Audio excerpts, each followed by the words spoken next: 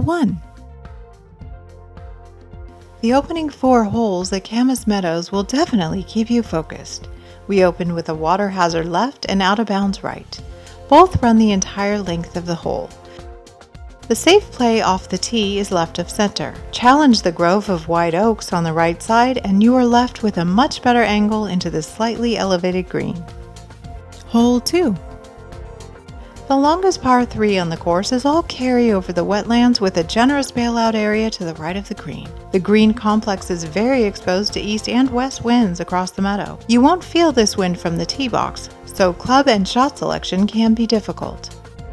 Hole 3. This is effectively the most narrow drive you will face today. The tee shot must be left of center or you are faced with a difficult short iron approach from left to right. Back right hole locations are well protected by the bunker and collection area, while the green has a natural distinction between right and left halves. Hole 4. This is the final hole of a tough opening stretch at Camas Meadows. Your exit from the meadow requires a drive as close to the creek in front of the green as possible. You will need a short iron approach to hold this green surrounded on 3 sides by Dwyer Creek.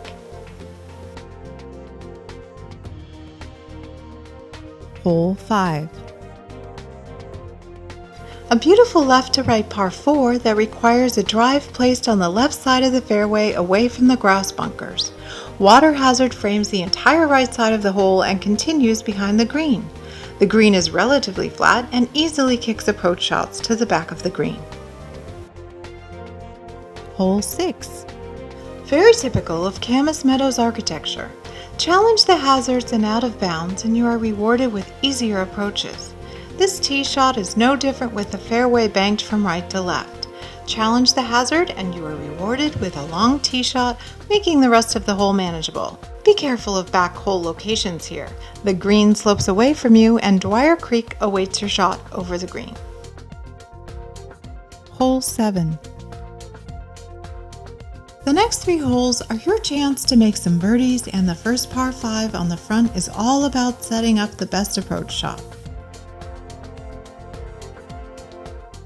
Fairway bunkers push your aim toward the water hazard on the right, while the lone oak tree near the left of the green is the reference point for the long hitters. If you are not near the green in 2, make sure you have your favorite wedge in hand to this well-protected 2-tiered green. Hole 8. This short par 3 plays even shorter, with the downhill approach making club selection difficult for back hole location. Dwyer Creek protects the back and right side of this green. Shots to the left rarely make the putting surface. Hole 9. You have plenty of time to enjoy the view of 11,000-foot Mount Hood as you play our longest par 5.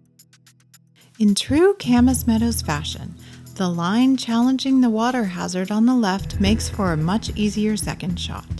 This fairway banks hard from right to left. Second shots must negotiate the bunker in the center of the fairway. Hole location will determine what side you want to choose. Everything hit to the right, however, must deal with the right to left slope. Hole 10.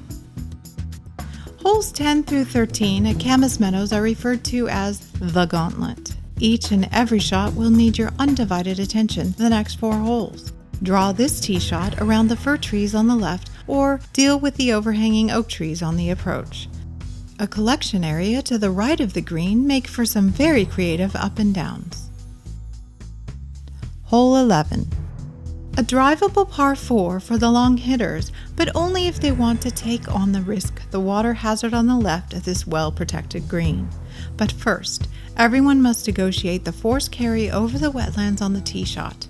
Leaving yourself roughly an 80-yard approach will reward you with an unobstructed view of the green. Hole 12. Hole number 3 of the Gauntlet is the most difficult par 5 on the back 9. Once your tee shot is in play, it's all about negotiating the tall oak that guards the second shot landing area. Left of the oak challenges the water hazard, but will be an easier approach. A safe shot to the right of the oak makes for a more difficult angle. Either location will need to deal with the back of the green sharply sloping away from the player. Hole 13. The final stretch of the gauntlet appears to be a simple par 3. However, it's yet another forced carry over the wetlands plus a two-tiered green. Winds will swirl here, and it's difficult to tell what it's like at the green with the well-protected tee box. Hole 14. Relax. You have a very simple tee shot ahead of you. It will be time to focus when you are planning your approach. The front bunker is deceptively located well short of the green, and there is a generous bailout to the left. The back half of this green slopes away from the player, leaving even short irons releasing to the back fringe. Hole 15. It's tempting to try to go for this short par 4, but the smart play is a layup to your favorite yardage. Use the strategically placed fairway target bunker as the preferred line. With your favorite wedge in hand, number 15 yields many birdies. Hole 16. This slightly downhill drive must steer clear of the out-of-bounds left and manage the fairway bunker on the right. This short iron approach is one of the easier on the court, but shots landing on the right 1/3 of the green will routinely release all the way to the fringe. Hole 17. The shortest par 3 at Camas Meadows is an excellent birdie opportunity. Take care with backhole locations as the green is flat and the rough slopes steeply toward the water hazard behind the green. Hole 18. Our double dogleg finish needs a well-placed drive to be home in 2 shots. Draw the tee shot around the fir trees and you will be left with a hybrid into this par 5. Shorter hitters still have a great birdie opportunity with a well-placed second shot short of the bunker and water hazard. Once you are on the green, you will notice the distinct sections in the front and back. After your round, enjoy watching everyone negotiate the same finish from the deck of the Oaks Bar and Grill.